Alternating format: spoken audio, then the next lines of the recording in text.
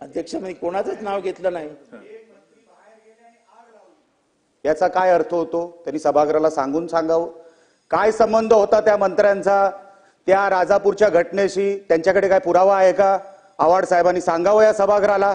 राजापूरमध्ये नेमकं काय घडलं?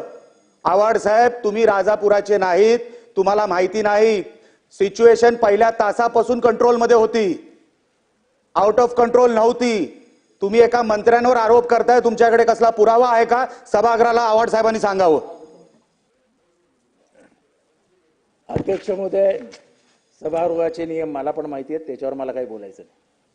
अध्यक्ष महोदय, मी हलाल आणि झटका या प्रकरणावर बोलत होतो। मला फक्त सरकारला विचारायचं आहे आणि सरकारकडनं मला माहिती हवी आहे। ही माहिती ऑन रेकॉर्ड मला हवी आहे की महाराष्ट्र आणि मुंबईमध्ये झटका मटणाची दुकानं किती